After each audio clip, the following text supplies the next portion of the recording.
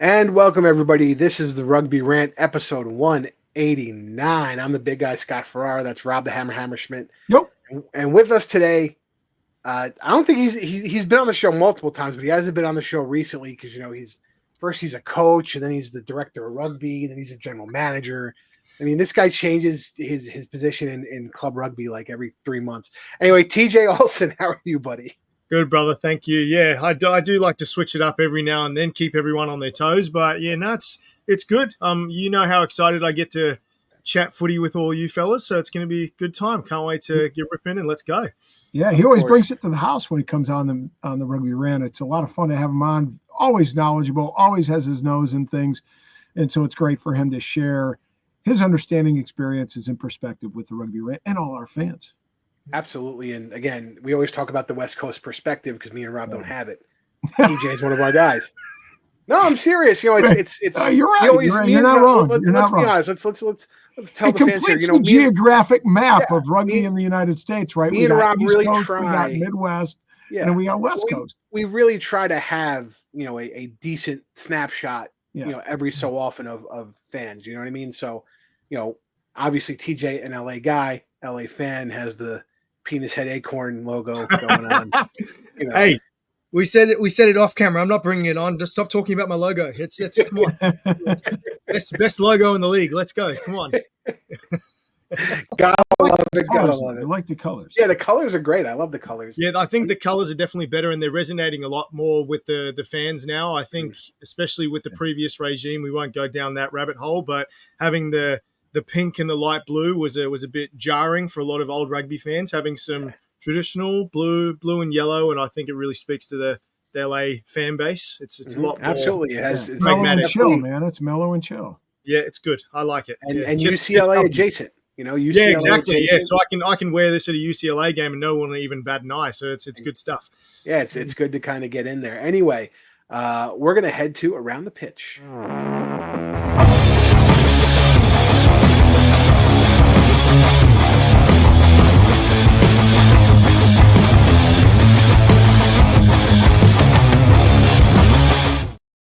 DJ, kick us off, buddy.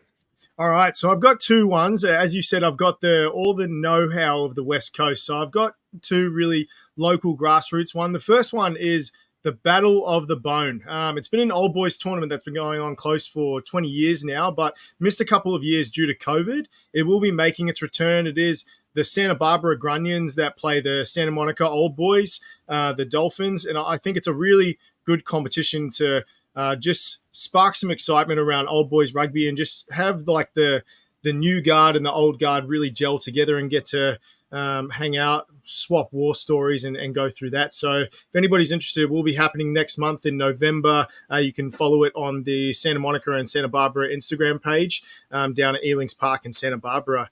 The second one is more world-renowned. I think everyone will know the name Antoine Dupont. Santa Monica was fortunate enough to have him feature at a Beach Touch game. Shout out to the Beach Box, a Beach Touch organization that goes every Tuesday, Thursday, and Sunday. Randomly, we were able to just get him on Instagram, come down, and we had the best 9, arguably, in the world come and play a bit of one-touch beach footy. You don't suck. Yeah, no, what do you mean? I thought Dallin Stanford was there. No, Dallin Stanford. He's a good player. He's got a good step, but yeah, no one can go past Antoine Dupont. Yeah, it's pretty cool. But yeah, if anybody wants the footage, check it out on Instagram on Santa Monica. Gotta love it, Rob. What do you got? Oh, well, two things of interest. I'll start with local first, then go a little bit more zoomed out approach, USA Rugby related. But first of all, at the local level, I have to do this one.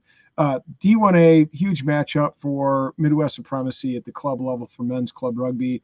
The Chicago Lions traveled down to the St. Louis Bombers. It was a one-point affair up here in Chicago a couple weeks ago. And this one did not disappoint. 27-27 tie match at the end. What made this hilarious? Well, there were two great things. Number one, Preston, my guy, got to play against Nate Augsburger, and that was great to see. It's a one of his idols, so he was pumped to be able to play against him. But the other thing was, so the Bombers are up by 5. Richard Felton had hit a droppy to put them up by 5, which was kind of slick. You don't see that in club rugby all the time. And then The 3 minutes left.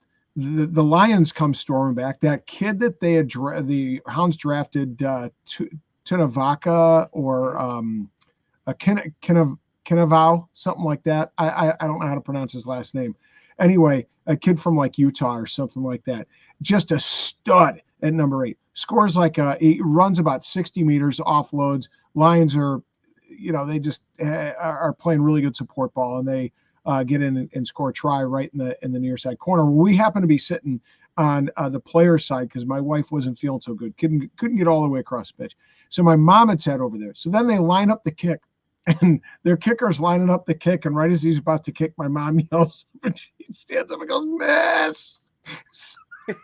And he missed. And so the referee was pissed because we'd been chatting about all day. So what does he do?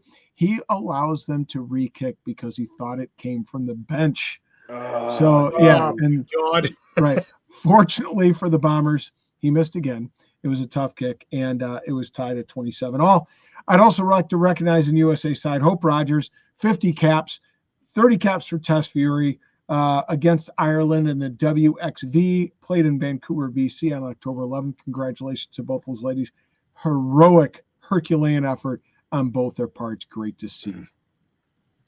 Absolutely. So I'm going to finish it off. So we say, was it fair winds and following seas to Perry Baker, calling it a day. He had 293 tries scored. I think he's second all time in the 7 series scoring list behind Dan Norton. He ranked 7th all-time points scored. He was the 2017 and 2018 men's best sevens player in the world. I'm just going to read you what he wrote on his social media. After an incredible 10 years of representing the USA men's sevens program, the time has come for me to step away from the game that has shaped so much of my life. It has been an honor and a privilege to wear the jersey and represent my country on a world stage. From the moment I joined the team, I could never have imagined the experiences, the highs, lows, and the lifelong lifelong friendships rugby would give me. Year 1 of my journey was especially life-changing as I met my amazing wife, and together we built our family. To my wife and family, I could not have done this without you, your endless support and love. You've been my anchor, and I'm grateful for all the sacrifices you made so I could pursue my dream. To my teammates, coaches, staff, and everyone at USA Rugby, thank you for believing in me, pushing me, and making every moment memorable. To fans, rugby isn't just a sport, it's a family, and you guys made me feel that everywhere I went.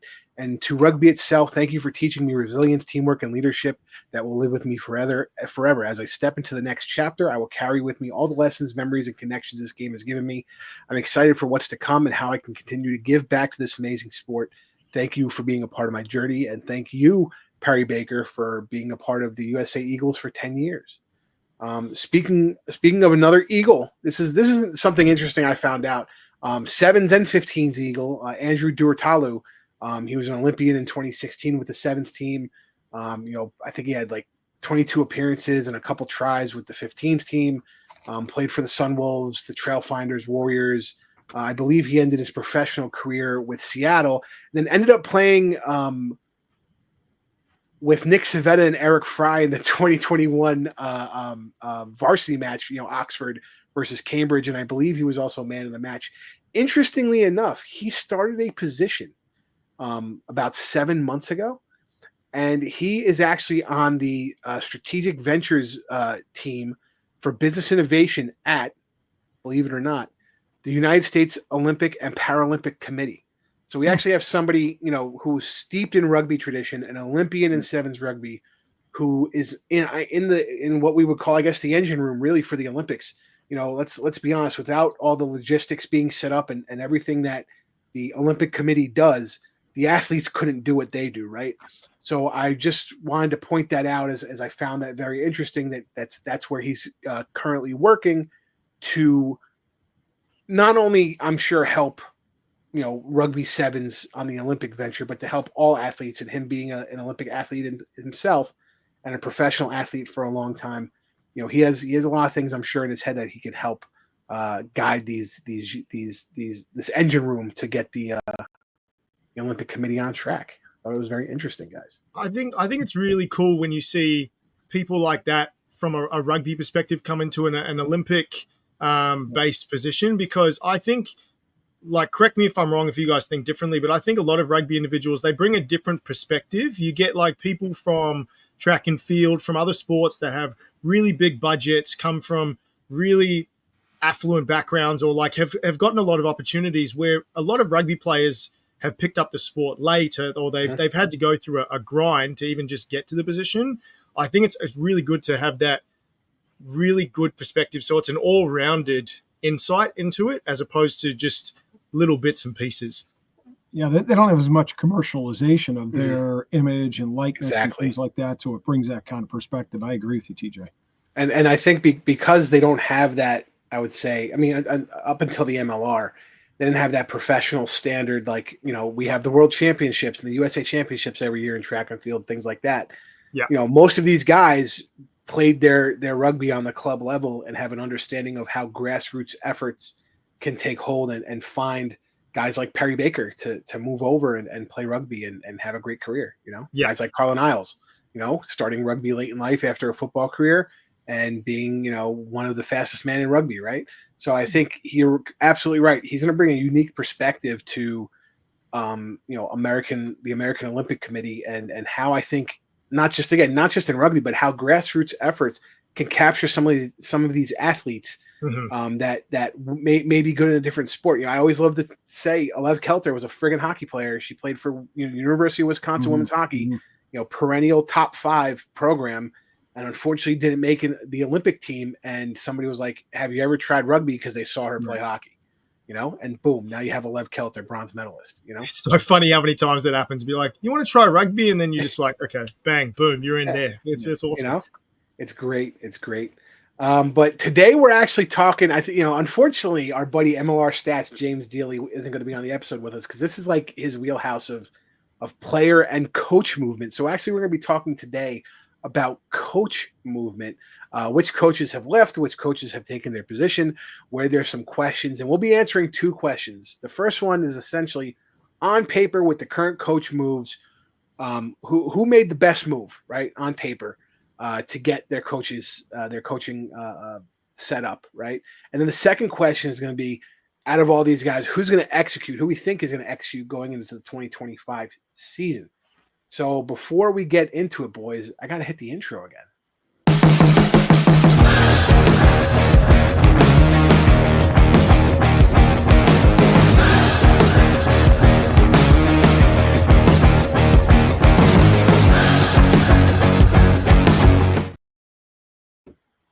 So I'm going to give you guys the lowdown of changes here now. Shout out to Rob. He did this for me.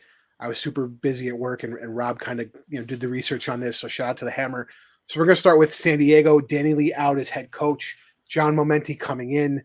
We're not sure forwards and backs who's really there right now. I mean, we know that Corbs was there in a capacity a little bit. We're not sure if he's currently there.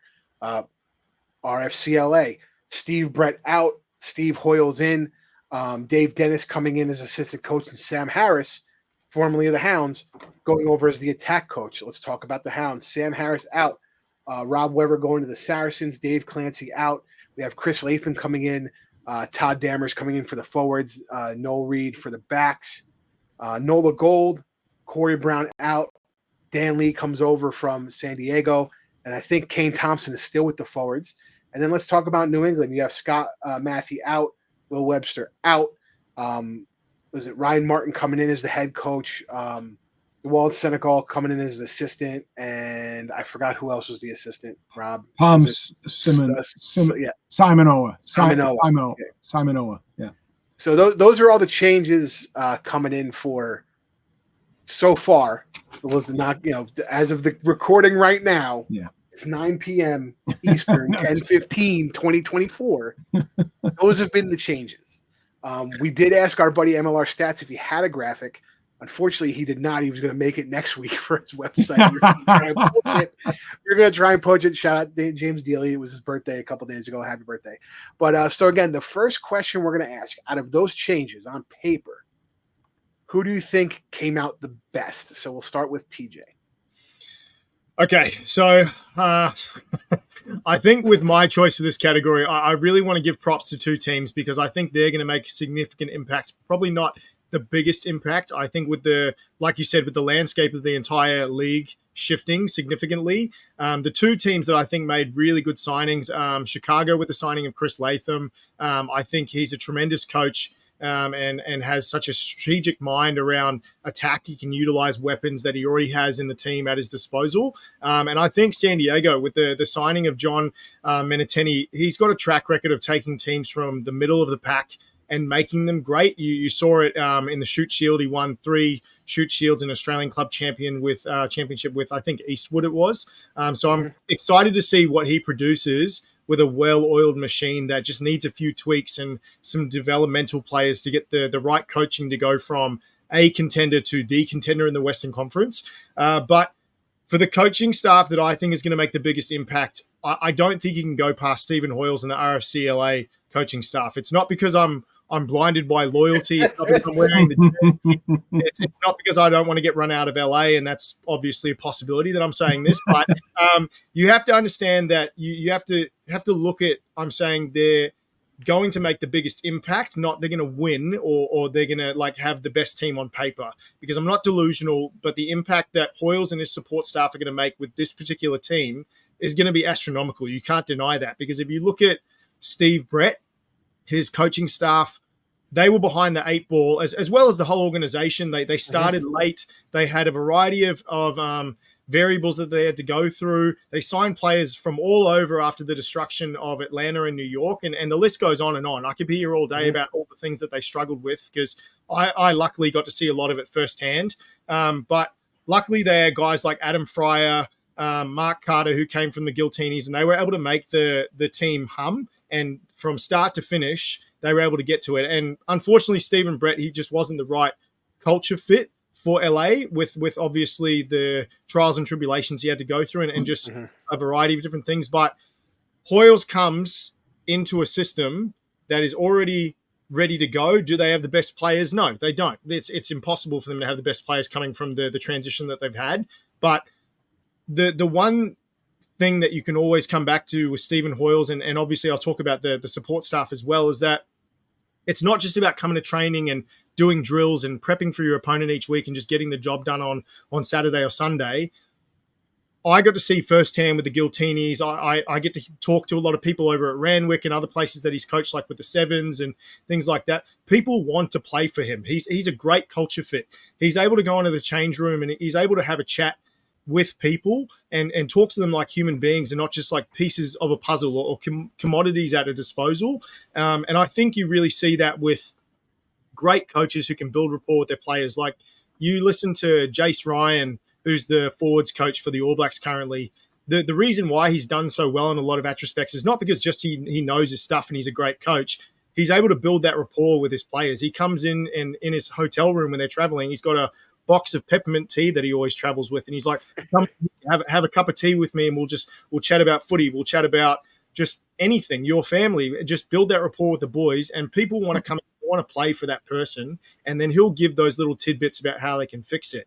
The same thing goes for Hoyle's support staff, Sam Harris and Dave Dennis. Like, Rob, you could probably talk to him about Sam Harris better than I can. I haven't had the pleasure of meeting him in person, but I've heard a lot of great things about him culture-wise, his knowledge around the game. Like, you always hear good things about Sam Harrison and what he brings to the table. So as an attack coach, he's able to encompass Hoyles' vision and just like plug in seeds from his experience as a head coach and as a coach and really refine this group that we've got. And Dave Dennis, like, he's got a mountain of experience as a captain, just as a player, and he's a great coach as well. He's able to spot things in the line-out. He's able to spot things in face play and defense that can really make a team just jump up 50 yards.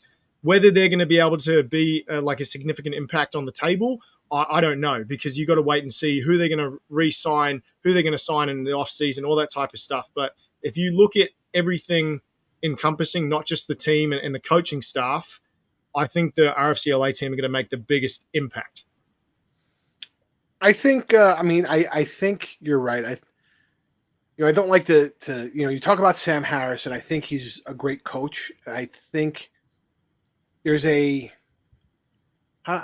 It's tough. I've explained this to Rob before, and it made sense when I explained it to Rob, but I don't know if it's going to come off. No, I'm serious. Like, I don't know how it's I don't remember. going to Did come it off. make sense to me? Yeah, no, it made sense to you. It made sense to you and a bunch of other people, but All right. you know, it's especially from ownership if they're American. I think they expect more of the Nick Saban, Jim Harbaugh type Okay. of head coach, right? Yeah. And then usually the offensive coordinator, the defensive coordinator is a little more friendly, is a little more laissez-faire, depending, the position coaches in football are a little more on with the guy's level. And I think Sam does that well, and I just didn't think it was a good fit as the head coach. So this like assistant coach position, he's able to build that rapport. He's able to jump in as the friend / coach and really get the most out of the boys. And Hoyles is kind of just the guy that's what I think, and that's what I think is going to happen. And I know that's the way Hoyles did it in LA originally. And he let his assistant coaches kind of fly and do what they needed to do to get their guys prepared. And I think this is a perfect situation for Sam Harris coming off of Chicago, Rob. Let me just ask TJ this question, because you probably have a bit more insider knowledge, or at least closer to the bone, so to speak, than the rest of us over here in the Midwest or the East Coast. But it's my understanding that Stephen Hoyles is the director of rugby, and it doesn't seem like there's a head coach yet. Now, maybe he assumes that role. What are you hearing there? So from my understanding, I think it is like a bit of a mix. I think it is, I could be completely wrong, but from my understanding of what I've heard in kind of the pipeline is he takes on that director of rugby position, oversees everything. But there's also people behind the scenes that have not really had that title, but have had a lot of say over academy and other things like that, where we can kind of refine pieces, and he oversees the big picture stuff. That's my understanding from the signing. But then again, a lot of this has only happened really recently, so there could be news that comes out in the near future that goes, he will have a more, I guess, eagle-eyed view role as opposed to a head coaching role. But if I'm Hoyles and I want to have my best foot forward, I want to be in that head coaching role, because you saw him at the Giltinis as soon as he took over from his predecessor. DC did a great job at putting the team and winning a championship. Hoyles took it and ran with it. If not the whole debacle of the Giltinis getting thrown out, they were positioned. I'm very confident they would have won a back-to-back title. So yeah, I think if I was the person who was giving him the opportunity and saying, this is what you want to do, he's got to be that head coach, because he does a great job at that. Yeah, and I wonder if and Rob, sorry to interrupt, I wonder if he's going to be the head coach that first year to see where Sam Harris or somebody else is, and then maybe next year step back to just director of rugby role, just as a transitional for the year. You know what I mean? Because it's got to be tough if you're going to be doing both roles, because especially in season, you got to be head coach in there. So I'm wondering if it's going to be more transitional for both, him going in as the head coach to transition somebody next season, while he takes a slower transition to director of rugby role for 2026. Well, I think one thing to just jump in before I let you go, Rob, is that, like, I think if we use an American example like Berkeley, if you've got Jack Clark, he's always been the director of rugby and the head coach, but he's always had an associate head coach. I think the thing you got to look at is that it doesn't always have to be black and white. Like, a director of rugby doesn't always have to be this position and then he holds that for the year. They could have meetings and he could have say in certain aspects. And if a head coach or someone isn't getting the job done, or is getting the job done and just need to refine these two pieces to get that extra 10%, it's in and out. And I think there's a possibility that could happen as well. So in response to Sam Harris, first of all, I consider him a friend. He's a wonderful man. He is a gentleman of the highest order. I think his strength is that ability to establish and really develop relationships with players. I think he's very easy to get along with. He's very honest. I think the struggle that he had here was personnel, was really, trying to make the personnel changes fit together. I've said it on many occasions that he had such a wealth of talent here that I think he was trying to meet everybody. It's hard to put it all together. Right. But I mean, I think there was a lot of, essentially, I think he could have put together two pretty good, decent MLR sides with all the talent they had here. And the difficulty is, how do you make everybody happy? You know, if some guys aren't getting enough playing time, or they feel like that if they make a mistake, they're going to be out and they're going to get replaced, then you don't necessarily get the best out of players, and it can be difficult to get players to gel. And I think he struggled a little bit with trying to keep everybody engaged and make everybody make things happy, but get a continuity in his starting 15. With a director of rugby, with Hoyles being director of rugby, I think that will be consumed by Hoyles. And Sam Harris can do what he does best, which is connect with guys on the pitch and be a good coach. I was laughing because, like, right now, if you look at collegiate football, NCAA football, if a guy's dropping a pass, he's fucking out. There's 13 guys behind him that are looking to take his spot. So I think we need to normalize the fact that these are now professional athletes in the MLR. This isn't a club scene.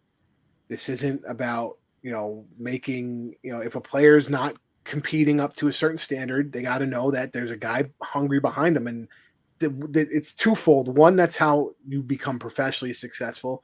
Two, that's how Scott Lawrence is going to start finding guys. You're going to find the guys who are hungry enough to put in the work to get better and beat out another guy mid-season if that guy's not putting in work. I just find it funny the way you phrased it, Rob. Like, if I got to be honest, if I wouldn't want a player, if I was a coach, that's going to get mad because they weren't producing on the field and then I took them out and gave them less minutes. Well, it's not about, I didn't mean it in that they weren't producing. I'm just suggesting that, if a guy felt like if he got a niggle, if he got an injury, he had to take a seat, in a match, that he was going to be replaced and he'd struggled to find his way back in the side. You know what I'm saying? 2 words, Tom Brady. No. Well, no. Right? No. Yeah. I agree with Tom Brady's ethos and the perception that he brings to the effort that you should bring to every training session, every game, all that stuff. But it's also the reality of the league. We can't expect that we've got endless talent like the NFL does. I get what you're saying, Scott. Yes, correct. Yeah. But we still have to. I think the problem we have right now in USA Rugby is because we've tried to transition to this professional side, but then we still have attitudes that we take that aren't necessarily professional 100% of the time. You know what I mean? That's my point. And Tom Brady, you had what's his face gets injured. Tom Brady comes in and wins 7 fucking Super Bowls. You know what I mean? It was next man up. Oh, well, yeah. What's the quarterback that absolutely destroyed him on his roast coming in and going, I see his face. If I didn't get concussed or something. Yeah. It would have been my TB12 there. But that happens all the time. You can look at Ohio State in 2016, right? Was it Dwayne Haskins gets hurt in the Michigan game, which is the last game of the season, and Cardale Jones comes in and wins a bowl game and a championship for Ohio State, and then next year Cardale Jones is the starter. So like I'm just saying, I think we need to make sure that this progression into professionalism is 100% across the board going into year 8, year 7, year 8 of MLR. Yes. I agree. But Hammer, who do you have on paper with these changes? Who do you think made out the best? So again, it goes back to context, and I'm going to agree with TJ. I think it's RFCLA, and the biggest reason is because of where they can go. I think as I looked up and down this list of teams, I really felt like RFCLA with a 5-10-1 record and 32 points total. They were last in the conference. So when you're talking about who's going to make the biggest jump and improvement, it's not hard to say they are and point the finger at RFCLA just because there's so much room for improvement. There's only way to go is up. Conversely speaking, as I looked at this, I look at a team like New England, who Scott Matthey goes to Edinburgh as their tax coach, if I'm not mistaken. But, they won 2 championships back to back. And so what does success mean for them, for their new coaching regime? What does success mean? Well, anything less than a championship is a downgrade for them, right? So for them, the bar is pretty darn high. The expectations are high. The fans' expectations are high. And so in that regard, I really think that, the LA team has a really good opportunity. The Chicago Hounds, I hate to agree with TJ on all fronts, but I think they're another squad to look at too, simply again, because 8-7-1 with 45 points, they kind of eked into the playoffs a little bit, 3 regular season wins on the hoof on the back end of their regular season, and they get into the playoffs. They get that 3rd seed, and they win against the number 2 seeded NOLA Gold, and get to that conference final, where they didn't play bad, but I think they would have liked a better performance. But nonetheless, there's an opportunity there to perform better during the regular season, lock in maybe a little better seed, and perform a little bit better in the playoffs. But again, something short of making it to the final. Is that not a failure, but a downgrade, if you will. The expectations are high in Chicago as well, so that's why I put a nod towards LA. Yeah, I would agree. I think LA on paper, if answering this first question, they've made the best out of what they've gotten. We know the players that are going there. We know the successes they've had. But talking about Chicago real quick, I did like Todd Dammers coming in. The reason I like Todd coming in on the forward side is, if you look at his history, a lot of university rugby coaching in Australia, coached. He was in Japan with Rico. What are they? The black somethings. I got baby brain. The black Rams. Black Rams, yeah, Black Rams. And then he also coached a little bit in Spain on a Division II team. And what I think is good about that is he's used to the talent level we have in the MLR, where there could be a lot of disparity, and having to coach guys up to make that level in case there is an injury and things like that. Especially, on the university level, we all play college rugby. You have your seniors, you have your freshmen, you have your first year guys, and the biggest thing you're trying to do is train guys and give them the knowledge base to learn about the sport of rugby so they can be competent on the field. So I think Todd Dammers is going to come in with an understanding of that. I think that's going to help out the young front row guys that Chicago's definitely going to have, because some of their front row guys are getting a little older. So I expect to see some younger signings out of Chicago, Rob. And then real quick, the other one I want to talk about is NOLA Gold, Danny Lee going from San Diego to NOLA, Kane Thompson staying there. And we talk about, me and Rob talk a lot about the stability factor. And, you said it with LA, like they were kind of choppy, especially at the beginning of the season. They were trying to figure this out. Practices were started later than they should have, and guys were just coming in, and it was a lot of chaos. So that transition now, they shouldn't have any of those issues, knock on wood, going into year 2. And their ownership is still the same, so the top level guys are the same. You shouldn't have any of those practice issues, right? The signings will come. And same thing now, you still have Kane, and going back to NOLA, you still have Kane Thompson there involved in the organization, so that's a stabilizing factor. And everybody knows Danny Lee and knows how good San Diego Legion has been with the availability, with the players he's had. So I think it's, you got to watch out for NOLA. I think Danny Lee's going to bring a little more competitiveness to that NOLA Gold team. Yeah, I like Danny a lot. Here's what I like about this coaching move is that, remember, Corey Brown took a job, I think it was with the Highlanders, if I'm not mistaken, right, TJ? Yes. Yeah, I believe so. Yeah. So it wasn't, they didn't force, Corey Brown out. I think they would have liked to have had Corey Brown back if given the choice, but not given that choice, having that taken away from them, and obviously that's a good coaching move for Corey himself. You can't blame him, man. You talk about the 3 guys that are out of coaching jobs in the MLR. One went to Edinburgh, one went to Saracens, one went to Highlanders. I don't think anybody.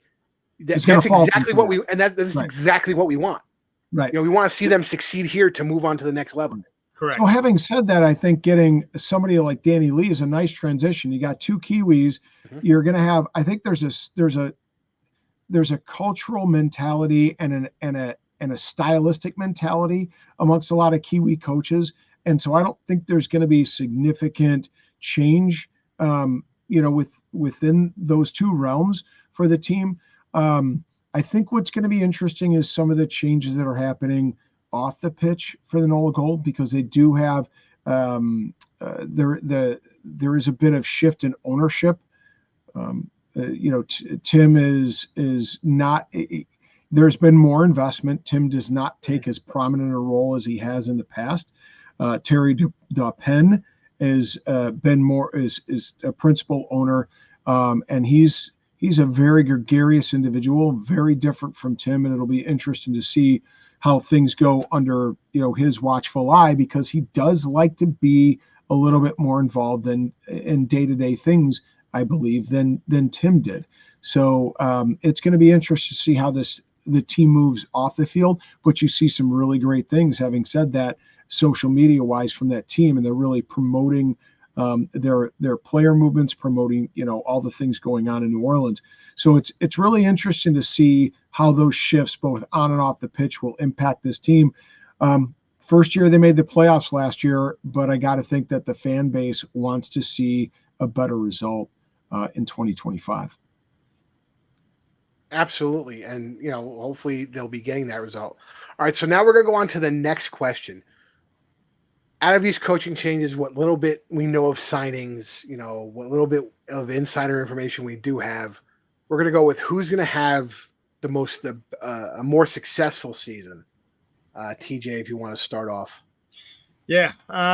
So I think this is going to be no surprise to a lot of people, because the New England Free Jacks, like you said previously, on paper, Rob, they've got probably the best opportunity to take hold of this league and really win a championship, regardless of like the players that are coming in or remaining. I think once you get out Scott Matthew, who was a great coach, I know that he's obviously heading off to somewhat greener pastures, but you get someone of the caliber with Ryan Martin, who I think is a brilliant signing. I think he held the position in 2021. He knows the landscape of the league. He knows the landscape and has the rapport with this organization.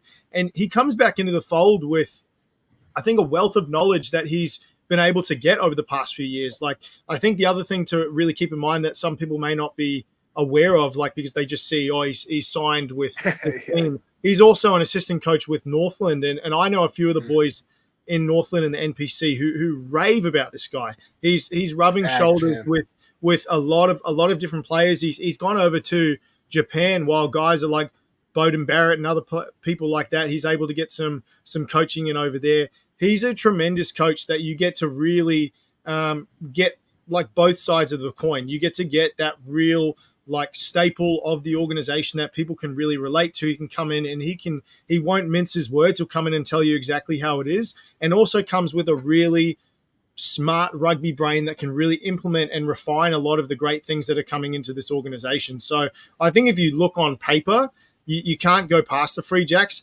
Whether I will agree with you, Scott, is you've got, like I mentioned previously, Latham coming in as the new coach with Chicago. And funnily enough, you mentioned Todd Dammers. He was actually the Colts head coach of my rugby club in Australia for Souths. And he's come from, like you said, Rico Black Rams in Japan. He's coached a lot of different university teams in Sydney and a variety of different school teams as well. And I think that's the best kind of coach for this organization, being like teachers and coming in and really being able to mold these players together. That's the same thing that Ryan Martin comes from as well. So, yeah, I think on paper, Free Jacks, but you can't go past the Chicago Hounds as well. I think they're really going to make a good stand.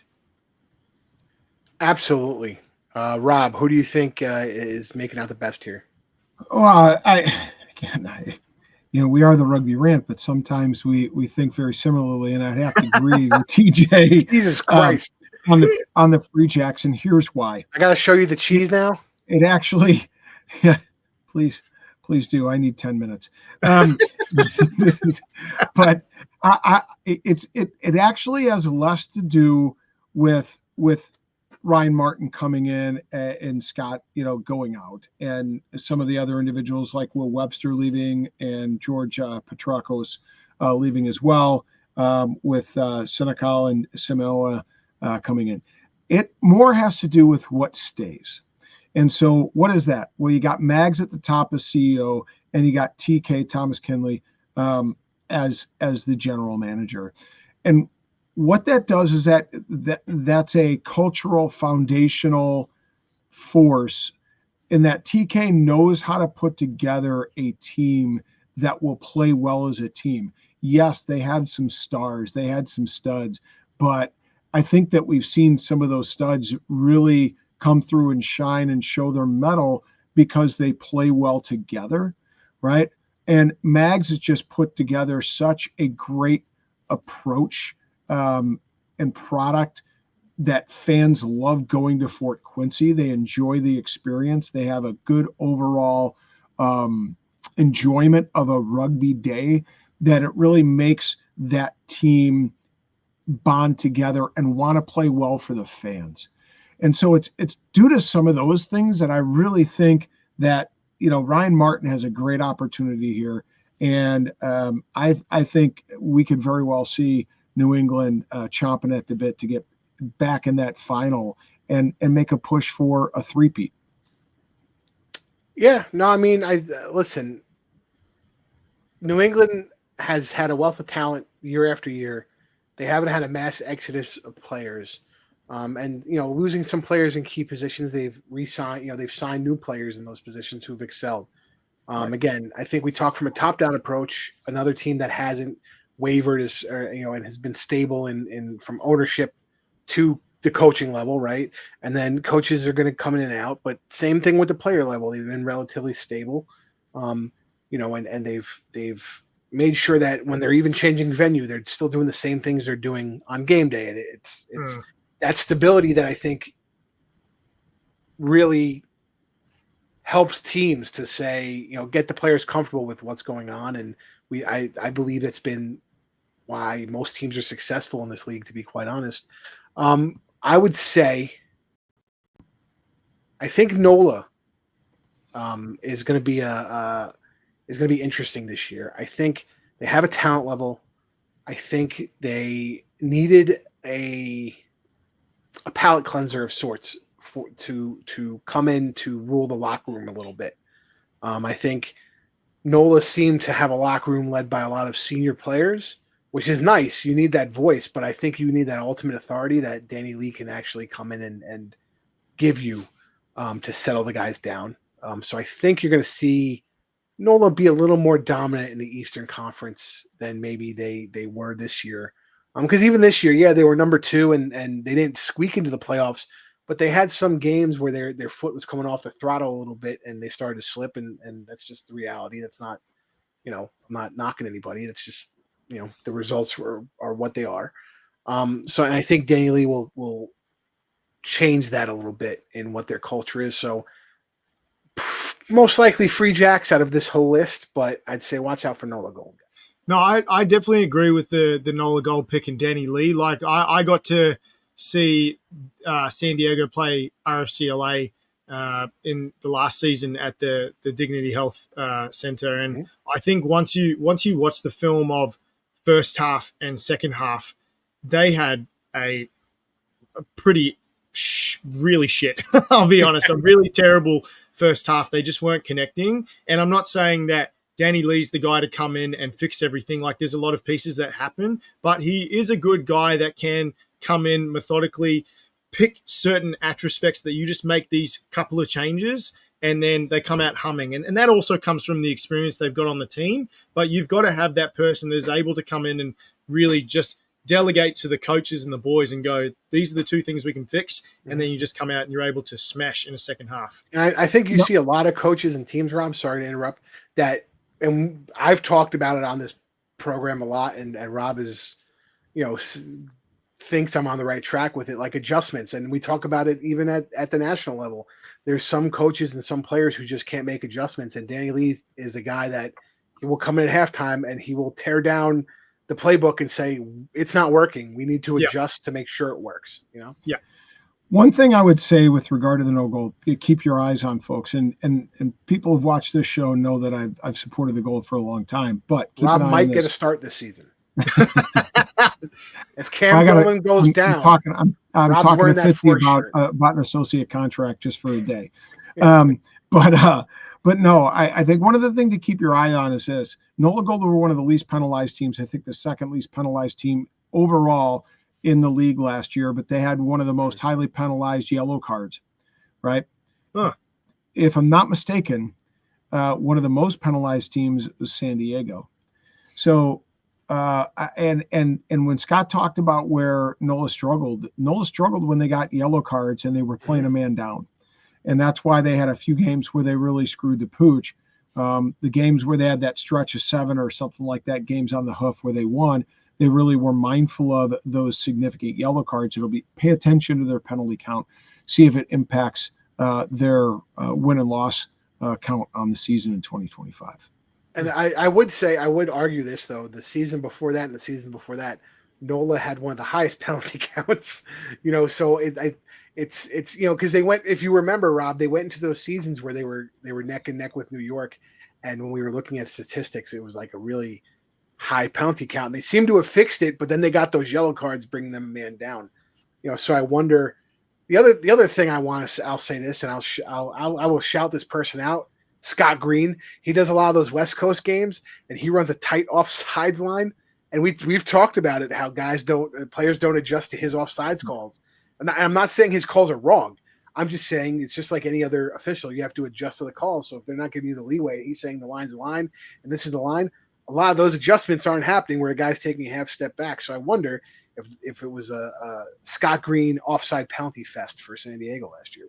Well, yeah, I think the one thing that you hear a lot of great players talk about is, like, you'll hear James Parsons talk about it all the time when he was playing, is you've got to make those adjustments as a player. Like, referees in this day and age, like, there's so many trial laws and other things that are coming in. You can't always be on kilter with everything. And if a referee makes a certain change or degree to a certain aspect of the gameplay, you've got to do that. You've got to sit there and you've got to go, okay, they're refereeing it this way, make that adjustment. Yeah, and I agree. It's something where you've got to really be cognizant of that and then go from there. A lot of players who come from, especially not from a rugby background, they don't have that prowess yet. They can't really go into that space and go, okay, adjust now. And that's where a guy like Danny Lee can really provide some insight. He's come into a system like the NPC team he coached for, I think it was the Hawke's Bay Magpies. Mm-hmm. On paper, they were a terrible team, but they were able to adjust, and then they were able to, like, really make a run of it in that particular season. Yep, and again, adjustments on the field for the players, adjustments in the locker room for the coaches, and adjustments for the GMs, and signing and letting go of players. Guys, I think we did a very good job with this so far. Again, if there's more changes, we might have to come back together and talk about it and add those specific teams in and redo our questions and our answers here, because maybe they'll change. You never know. Eddie Jones is going to show up and coach the Miami Sharks or something? I don't know. We'll do round 2, round 3, round 4, and then by the time the season, everything's changed. Exactly. All of a sudden, Rob's starting, second row for Nola, and then he gets traded to LA. Oh, where's my checkbook? I'm putting the money on that team. Come on. But guys, money for me to pull a muscle? Yes. Yeah. So the last time I saw Rob play was 2 years ago when I came out to Chicago. Not only did he score a hat trick in his old boys match, the next day he couldn't turn his neck, and he was going to be on camera. And he had to turn his body because he couldn't turn his neck. And he woke up and he immediately told me, yeah, I'm not feeling good right now. This isn't good. I don't know what I did. I'm like, well, maybe you shouldn't have actually played the old boys game yesterday too. Who was that for? The Blaze? Yeah. Of course. Yep. Scored a goddamn hat trick because the big guy was out there. Right. Like if I'm turning around at 32 years old and playing a game for Santa Monica and waking up feeling like I'm run over by a truck, I don't know what I'm going to do if I do that and I'm playing an old boys game. I'm going to be screwed. Just keep in mind I was 52 at the time, so I had a few years on you.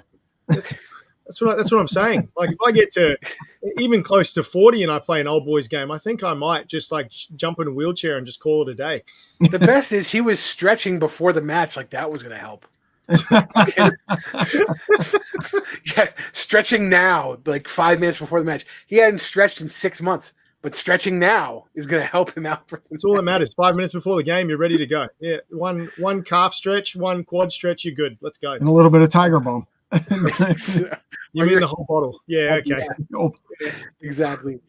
All right, guys. I think this one is done and dusted. I really appreciate you having on, and of course having TJ on again for this. Has to be the 6th or 7th time he's been on. Go check out the Bonus Point podcast. He's talking about all things down under there as far as rugby is concerned. Really good insight. He still has really good connections down there. And if you're not watching rugby in the Southern Hemisphere, you can get up to speed with the Bonus Point podcast. So please go out, take a follow, subscribe, listen, all that good stuff. And check out our YouTube page for back episodes. I'm almost halfway done with season 2. Then I got season 1. Then I'm going to put all the RPKs up. And also check out the rugbyrant.com for all your blogging needs. Hammer, by the time this comes out, Hammer's Project Apollo blog will already be out, outlining Scott Lawrence's plan for the Moonshot 2031. I'm still having my Rugby 101 articles come out. Pierce Lobin has been doing some great articles, Adam Hughes and Rick Collins, same. And we're always looking for bloggers. We're looking for men. We're looking for women. We want your perspective on rugby. It doesn't have to be North American rugby. It could be any rugby or any top rugby topic you guys want to talk about. So anyway, thank you very much for watching, listening, however you guys support us. And we will see you at the next.